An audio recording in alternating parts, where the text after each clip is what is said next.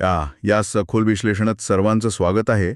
आज आपण एका अशा विषयावर बोलणार आहोत ना, जो खूप रंजक आहे. हो, आणि मला वाटतं हा विषय खूप गरजेचा सुद्धा आहे. नक्कीच. म्हणजे 1857च्या बंडानंतर बघितलं तर संपूर्ण भारत आणि विशेषतः महाराष्ट्र एका प्रचंड मोठ्या मानसिक आणि राजकीय नैराश्यात होता. जुनी व्यवस्था पूर्णपणे कोलमडली होती. अगदी बरोबर. पेशवाईचा अस्त होऊन काही दशके उलटली होती आणि ब्रिटिशांची पकड अगदी घट्ट झाली होती. अशा या अंधारमय काळात शून्यातून विश्व निर्माण करण्यासाठी एका नव्या ऑपरेटिंग सिस्टमची गरज होती. ऑपरेटिंग सिस्टम हा शब्दप्रयोग खूप छान आहे. हो ना?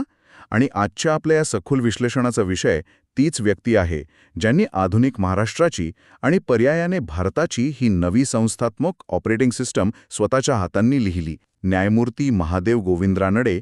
ठीक आहे, आपण हे थोडं उलगडून पाहूया.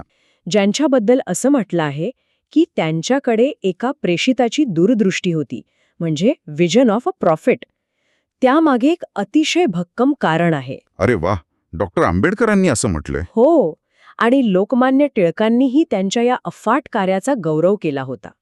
न्यायमूर्ती रानडे हे केवळ एक व्यक्ती नव्हते, तर ते एकाच वेळी अनेक आघाड्यांवर लढणारं एक चालतं बोलतं विद्यापीठ होतं. बापरे, प्रेषिताची दूरदृष्टी या शब्दप्रयोग खूपच वजनदार आहे. आणि आज आपण हेच डिकोड करणार आहोत. नक्कीच. की अर्थशास्त्रज्ञ, समाजसुधारक, इतिहासकार आणि आधुनिक संस्थांचे शिल्पकार अशा विविध भूमिका त्यांनी एकाच आयुष्यात कशा पार पाडल्या. आणि मला यातला सर्वात मोठा विरोधाभास काय वाटतो माहितीये? काय? ते ब्रिटिश राजवटीत उच्च न्यायालयाचे न्यायाधीश होते. बरोबर. म्हणजे ब्रिटिश साम्राज्याची नोकरी करत असतानाच त्या साम्राज्याला मुळासकट उखडून टाकणाऱ्या वैचारिक आणि संस्थात्मक चळवळींचा पाया ते कसा रचत होते हे समजून घेणं अत्यंत रंजक ठरणार आहे. अगदी खरंय. आणि कोणत्याही भव्य इमारतीचा पाया समजून घ्यायचा असेल तर सुरुवात त्यांच्या जडणघडणीपासून करावी लागेल. बरोबर. स्रोतानुसार 18 जानेवारी 1842 रोजी नाशिक जिल्ह्यातील निफाड येथे त्यांचा जन्म झाला. त्यांचं प्राथमिक शिक्षण कोल्हापूरत झालं आणि नंतर ते मुंबईच्या एल्फिन्स्टन महाविद्यालयात दाखल झाले. आणि इथूनच त्यांच्या आणि खऱ्या अर्थाने आधुनिक महाराष्ट्राच्या प्रवासाला एक वेगळी दिशा मिळते. ती कशी काय? जेव्हा 1862 मध्ये मुंबई विद्यापीठाची पहिली बॅच बाहेर पडली, तेव्हा पदवीधर झालेल्या पहिल्या 4 विद्यार्थ्यांपैकी ते एक होते. अरे वाह, पहिल्याच बॅचमधून पदवीधर. हे म्हणजे एखाद्या नव्या ग्रहावर पाऊल ठेवणाऱ्या पहिल्या अंतराळवीरासारखं आहे. अगदी चपखल उपमा आहे ही. पण यात सर्वात लक्षवेधी गोष्ट म्हणजे हे केवळ एक वैयक्तिक शैक्षणिक यश नव्हतं. म्हणजे त्या काळात ब्रिटिशांनी विद्यापीठे सुरू केली होती ती प्रामुख्याने त्यांच्या प्रशासनासाठी, कारकून तयार करण्यासाठी. क्लार्क बनवण्यासाठी. हो, पण रानडेंसारख्या पहिल्या पिढीतील पदवीधरांनी या पाश्चात्य शिक्षणाचा वापर ब्रिटिशांची राजकीय, कायदेशीर आणि आर्थिक व्यवस्था समजून घेण्यासाठी केला. अच्छा, म्हणजे ते फक्त एक पदवी मिळवत नव्हते, तर ते ब्रिटिशांच्या सिस्टीमचा कोड क्रॅक करत होते. अगदीच. या पहिल्या बॅचचं महत्त्व मला आता खऱ्या अर्थाने जाणवतंय.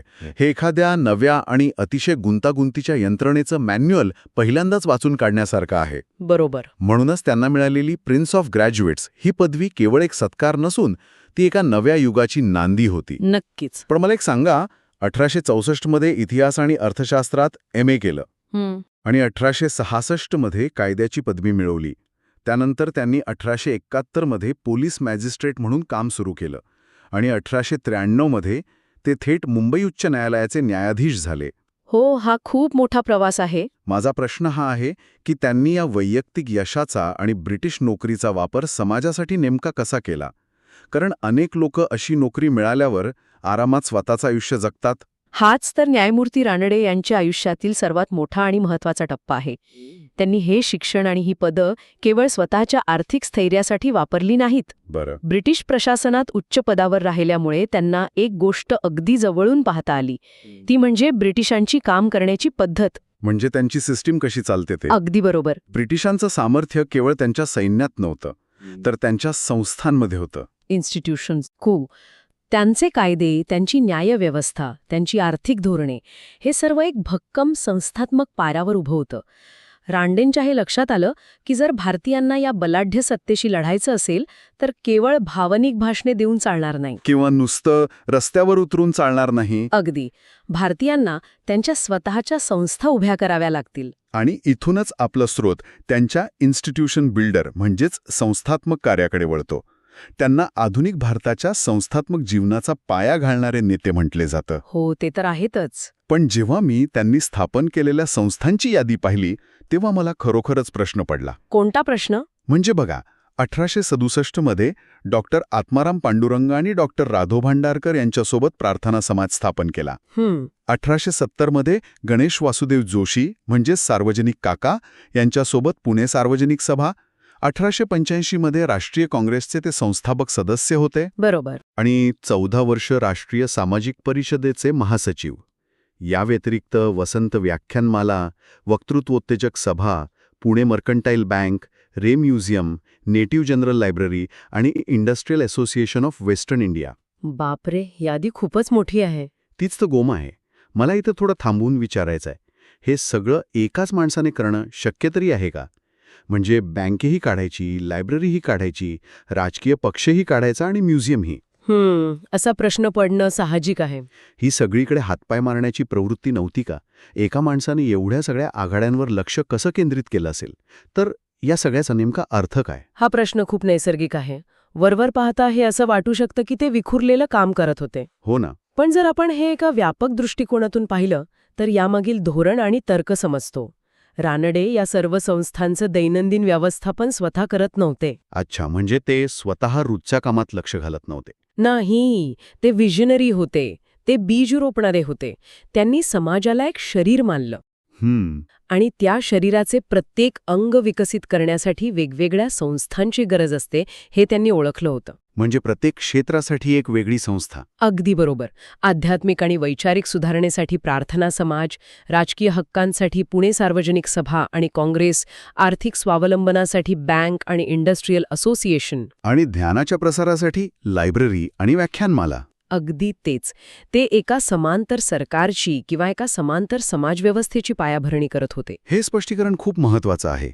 म्हणजे ते समाजाच्या प्रत्येक अंगासाठी एक कंटेनर किंवा एक व्यासपीठ तयार करत होते, जिथे लोक एकत्र येऊन काम करू शकतील. हो, कारण माणसे येतात आणि जातात, पण संस्था या पिढ्यानपिढ्या टिकून राहतात. हा त्यामागील विचार होता. यात मला पुणे सार्वजनिक सभा या संस्थेच्या कार्याबद्दल अधिक जाणून घ्यायचं आहे. नक्कीच. स्रोत्यात असं म्हटलं आहे की ही सभा सरकार आणि जनता यांच्यातील दुवा म्हणून काम करत होती. पण प्रत्यक्ष व्यवहारात हा दुवा कसा काम करत होता? अत्यंत प्रभावीपणे.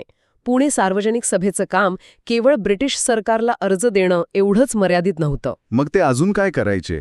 रानडेंनी या सभेला एक अत्यंत शास्त्रशुद्ध स्वरूप दिलं होतं. उदाहरणार्थ, जेव्हा दुष्काळ पडायचा किंवा शेतकऱ्यांचे प्रश्न निर्माण व्हायचे, तेव्हा सार्वजनिक सभेचे कार्यकर्ते थेट खेड्यापाड्यात जायचे. ग्राउंड लेव्हलवर काम करायचे तर? हो, ते शेतकऱ्यांच्या परिस्थितीचा डेटा गोळा करायचे.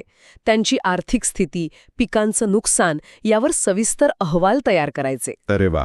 आणि मग हा अहवाल कायदेशीर भाषेत आकडेवारीसह ब्रिटिश सरकारसमोर मांडला जायचा. म्हणजे नुसती आरडाओरड करण्यापेक्षा ब्रिटिशांना त्यांच्याच भाषेत, त्यांच्याच कायद्याचा आधार घेऊन आणि भक्कम पुराव्यांसह जाब विचारण्याची ही पद्धत होती. अगदी बरोबर.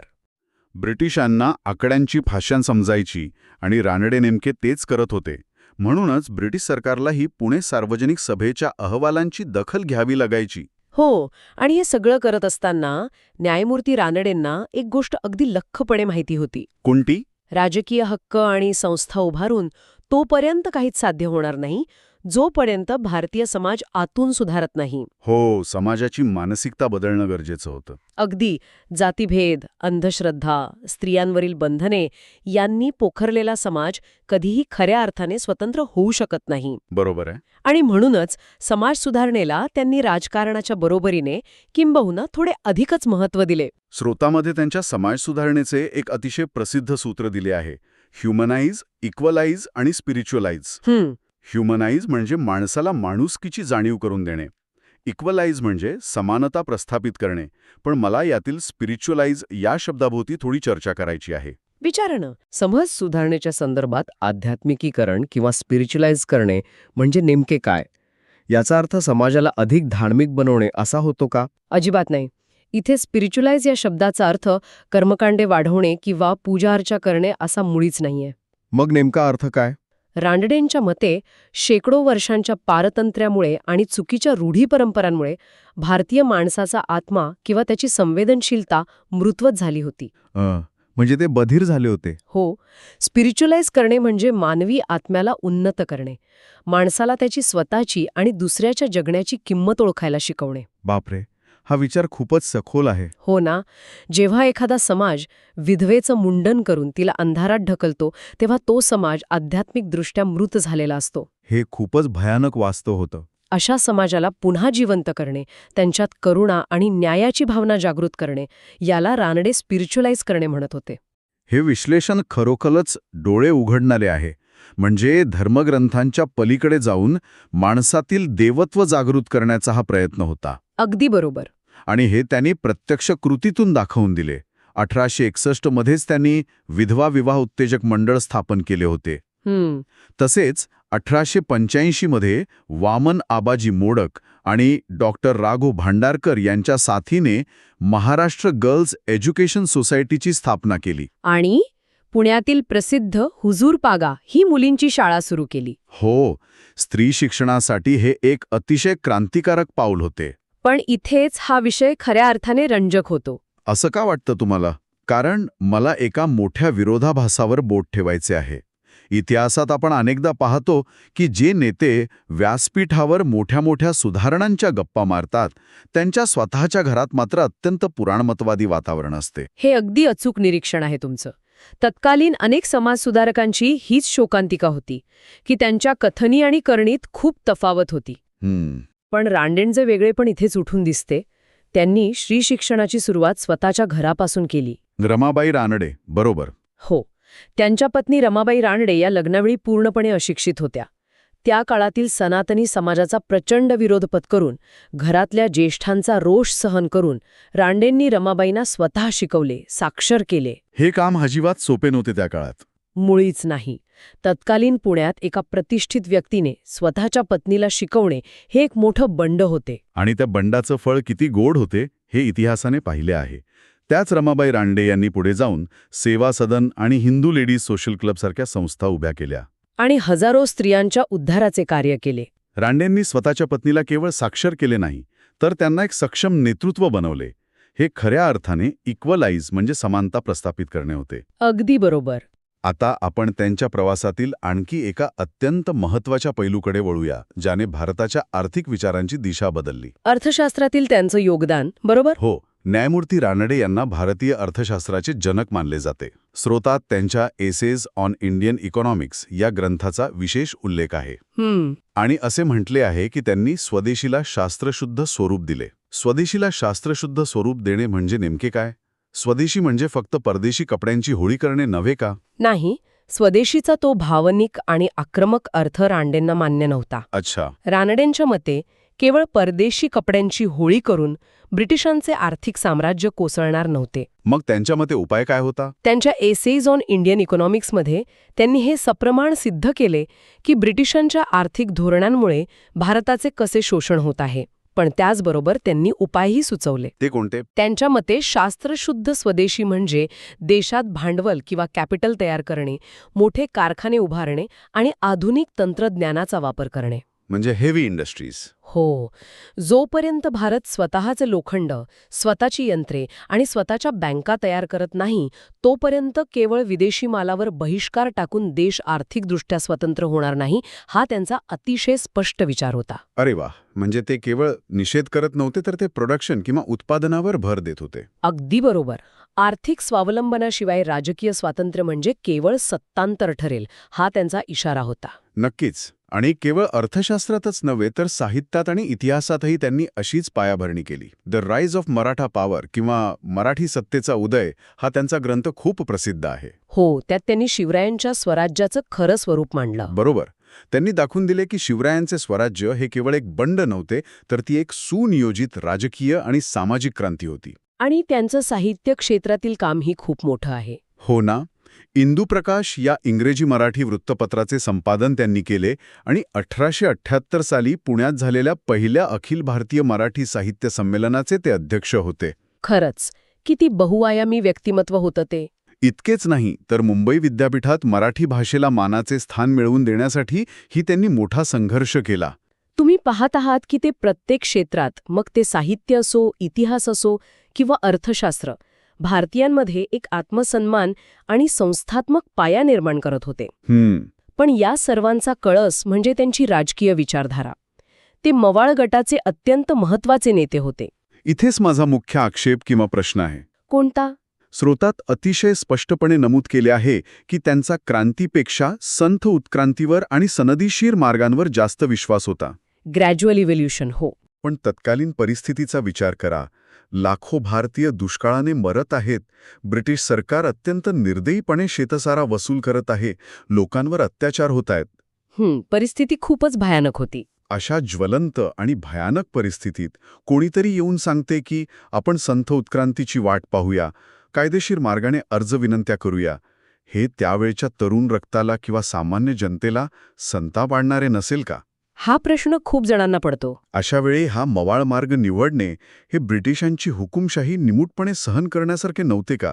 यावरून एक अत्यंत महत्त्वाचा प्रश्न निर्माण होतो आणि तत्कालीन अनेक जहाल नेत्यांनी रानडेंवर हाच आरोप केला होता. हो, टिळकांशी त्यांचे मतभेद होतेच ना. बरोबर. पण आपण रानडेंच्या दृष्टिकोनातून याकडे पाहिले पाहिजे. 1857चे बंड का अयशस्वी झाले? नियोजनाचा अभाव. अगदी बरोबर. त्यात शौर्य होते पण नियोजन नव्हते. संताप होता पण पर्यायी व्यवस्था नव्हती. रॅनडेंचे स्पष्ट मत होते की जर तुम्ही ब्रिटिशांना आज हाकलून दिले तरी तुमच्याकडे देश चालवण्यासाठी स्वतःची न्यायव्यवस्था, आर्थिक व्यवस्था आणि प्रशासकीय यंत्रणा आहे का? तो पायाच आपल्याकडे नव्हता. जर नसेल तर एका जुलमी सत्तेची जागा दुसरी जुलमी सत्ता घेईल. बापरे, हा विचार खूपच प्रॅक्टिकल होता. म्हणजे त्यांच्या मते स्वातंत्र्य ही एक इव्हेंट नव्हती, तर ती एक प्रोसेस होती. अगदी तंतोतंत. संथ उत्क्रांती म्हणजे शांत बसणे नव्हे. मग काय? संथ उत्क्रांती म्हणजे दररोज एक एक वीट रचून समाजाची संस्थात्मक इमारत उभी करणे. ब्रिटिशांच्या कायद्यांचा अभ्यास करून त्यांच्याच कोर्टात त्यांना उघडे पाडणे. म्हणजे त्यांच्याच शस्त्राने त्यांच्यावर वार करणे. बरोबर. रांडेंना माहीत होते की ब्रिटिश साम्राज्य कायद्याच्या राजवर चालते असा दावा करते. मग त्याच कायद्याचा वापर करून भारतीयांचे हक्क मिळवणे ही एक अत्यंत चतुर आणि दीर्घकालीन रणनीती होती. हे कमकुवतपणाचे लक्षण नव्हते, तर ते वास्तवाचे भान होते. म्हणूनच त्यांनी गोपाळकृष्ण गोखले यांसारखे मानसपुत्र आणि शिष्य तयार केले, ज्यांनी हीच सनदशीर आणि वैधानिक संघर्षाची परंपरा पुढे नेली. अगदी बरोबर. हे समजून घेतल्यानंतर त्यांच्या मवाळ धोरणामागील शहाणपण लक्षात येते. क्रांती कदाचित एका रात्रीत सत्ता उलथवू शकते, पण उत्क्रांती समाजाच्या मुळांमध्ये बदल घडवते. अगदी खरंय. ज्याप्रमाणे गुलाबाचे सौंदर्य व सुगंध हे वेगळे करता येत नाहीत, त्याप्रमाणे राजकारण व सामाजिक सुधारणा यांची फारकत करता येत नाही. क्या बात है. हे वाक्य म्हणजे त्यांच्या संपूर्ण आयुष्याचे आणि विचारधारेचे सार आहे. अगदी खरंय. हे वाक्य आपल्याला सांगते की एकांगी विकास शक्य नाही. तुम्ही राजकीयदृष्ट्या स्वतंत्र आहात, पण तुमचा समाज जातीभेदाने आणि स्त्रीभ्रूण हत्येसारख्या कुप्रथांनी ग्रासलेला आहे, तर त्या स्वातंत्र्याला काही अर्थ उरत नाही. ते स्वातंत्र्य अपूर्णच राहील. बरोबर. राजकीय अधिकार आणि सामाजिक न्याय हे एकाच नाण्याचे दोन बाजू आहेत आणि त्या हातात हात घालूनच पुढे गेल्या पाहिजेत, हा त्यांचा ठाम विश्वास होता. 16 जानेवारी 1901 रोजी त्यांचे निधन झाले, पण तोपर्यंत त्यांनी या वैचारिक आणि संस्थात्मक इमारतीचा पाया इतका भक्कम केला होता की त्यावरच पुढे आधुनिक भारताचा डोलारा उभा राहिला. या सविस्तर विश्लेषणाचा समारोप करताना आपल्याला हे मान्य करावेच लागेल की न्यायमूर्ती महादेव गोविंद रानडे हे केवळ उच्च न्यायालयाच्या बाकावर बसून न्यायदान करणारे न्यायाधीश नव्हते. मुळीच नाही. ते त्या काळातील अंधारात वाट शोधणाऱ्या समाजाचे मार्गदर्शक होते. ते अर्थशास्त्रज्ञ होते, समाजसुधारक होते, इतिहासकार होते आणि आधुनिक संस्थांचे मुख्य शिल्पकार होते. आजच्या या संपूर्ण स्रोताचा आणि चर्चेचा सारांश जर आपण पाहिला तर ते खऱ्या अर्थाने एक असे योद्धे होते ज्यांनी तलवारीऐवजी कायद्याचा, अर्थशास्त्राचा आणि संस्थात्मक बांधणीचा वापर करून एक संपूर्ण पिढी घडवली. आणि म्हणूनच त्यांच्याबद्दल बोलताना आपण केवळ भूतकाळातील एका व्यक्तीचा नव्हे तर एका जिवंत विचारधारेचा अभ्यास करत असतो. अगदी बरोबर. त्यांनी उभारलेल्या संस्था आणि त्यांनी रुजवलेले विचार आजही कोणत्या ना कोणत्या स्वरूपात आपल्या आजूबाजूला अस्तित्वात आहेत. आजच्या या चर्चेतून खूप नवीन आणि सखोल गोष्टी उलगडल्या. आजच्या या इन्स्टंट आणि सोशल मीडियाच्या वेगवान युगात, जिथे प्रत्येकाला रातोरात बदल अपेक्षित असतो, जिथे संयमाची जागा आक्रमकतेने घेतली आहे, तिथे रांडेंचा हा संयमी, संस्थात्मक आणि संथ मार्ग टिकून राहिला असता का? हा खरोखरच विचार करायला लावणारा प्रश्न आहे. की आजच्या या अधीर काळात त्यांच्या या सखोल आणि दीर्घकालीन विचारांना पूर्णपणे चुकीचे समजले गेले असते? हा असा प्रश्न आहे जो आपल्याला आपल्या आजच्या राजकीय आणि सामाजिक व्यवस्थेकडे नव्याने पाहण्यास भाग पाडतो. या गहन विचारावरच आपण आजच्या या विश्लेषणाची सांगता करूया. श्रोत्यांनाही यावर नक्कीच विचार करायला आवडेल.